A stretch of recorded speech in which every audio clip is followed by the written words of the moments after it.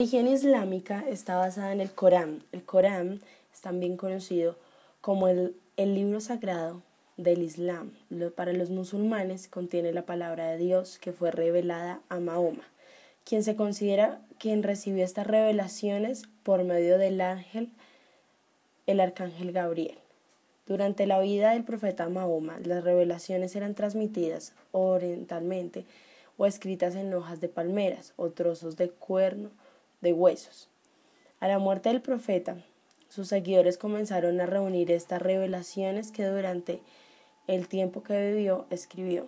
Tomaron esta forma y hoy conocemos este libro dividido en versículos, en leyendas. El Corán toma muchos personajes que aparecen en los libros sagrados del judaísmo y del cristianismo y en la literatura devota, con muchos diferentes detalles. Personas en el mundo hebreo y en cristianismo los conocemos como Adán, Noé, Abraham, Moisés, Jesús de Nazaret y Juan el Bautista. Aparecen mencionados como profetas islámicos.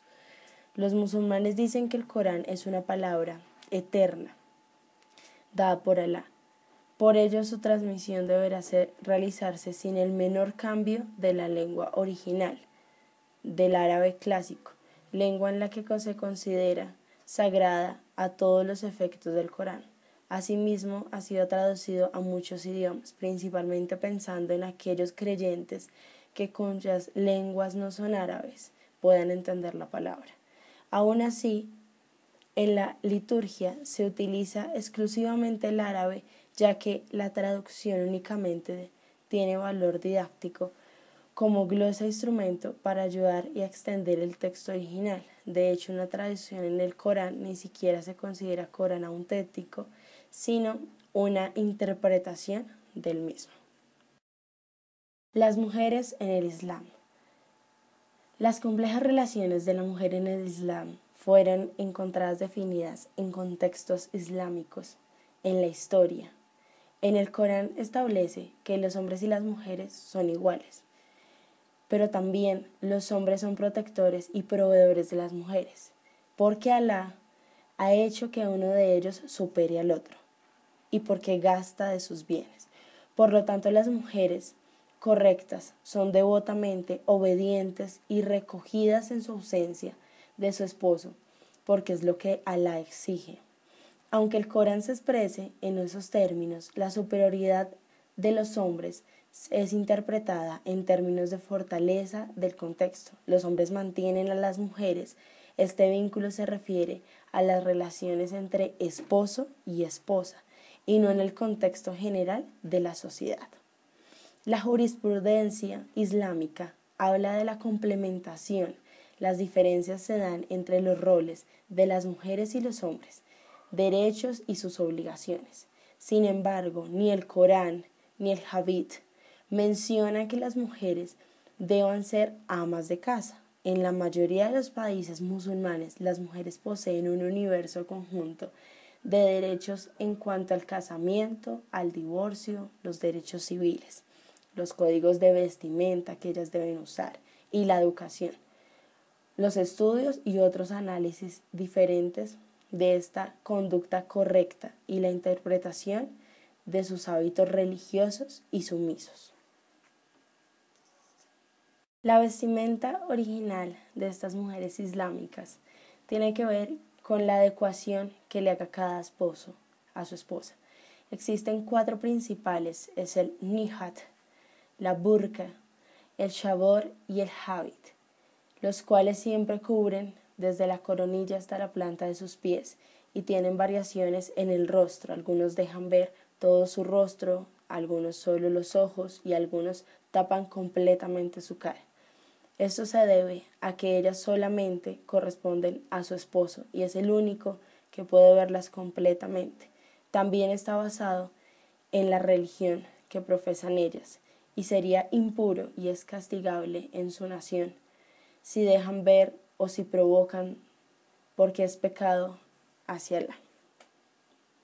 Profundizando más en cada uno, la burka tiene su origen en el desierto, usado por hombres y mujeres como protección contra el viento, por eso cubre todo su cuerpo. Se introdujo en Afganistán a principios del siglo XX entre la clase alta como un símbolo de estatus social. El chador es una prenda de calle iraní. Se trata de una simple pieza de tela que se coloca sobre la cabeza y cubre el cuerpo, salvo la cara. Actualmente se considera una señal de identidad nacional. El habit significa esconder, ocultar a la vista. Es el velo que cubre la cabeza pero deja libre la cara. En Arabia preislámica era un signo de respetabilidad, distinguida de las mujeres libres de las esclavas. El niqab se trata de un velo negro que cubre todo el cuerpo salvo los ojos en Egipto. Por seguridad se prohibió su uso a las universitarias en los exámenes. El serpo temporalmente se utiliza en los días.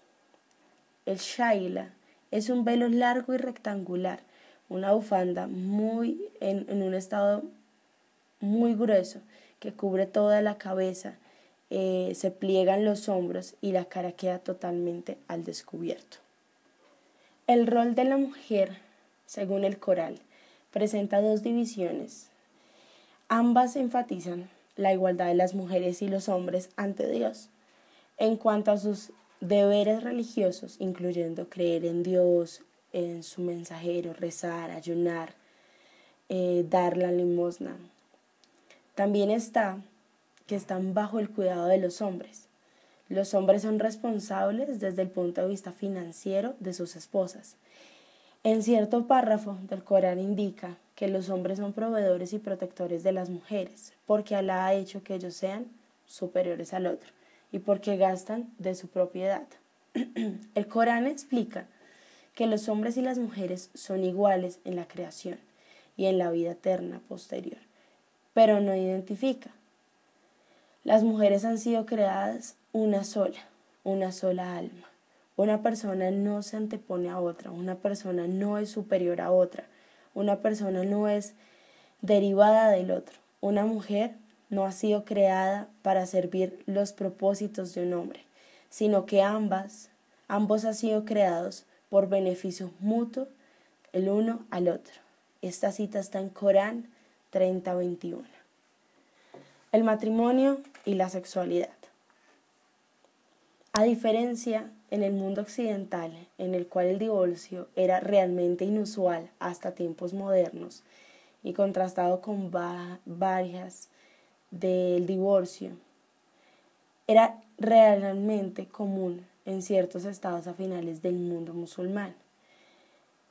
La tasa de divorcio era más elevada que la actual del Medio Oriente. El Corán explícitamente trata sobre el matrimonio con problemas, en el cual un hombre desea contraer matrimonio con una antigua esposa por segunda vez.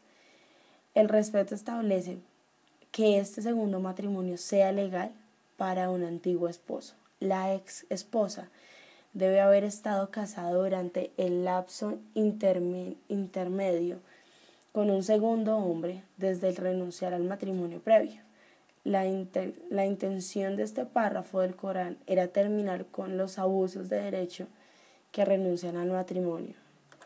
En Egipto dejó registro de la historia maritales de 500 mujeres, que es la mayor de la muestra de las mujeres casadas de la Edad Media.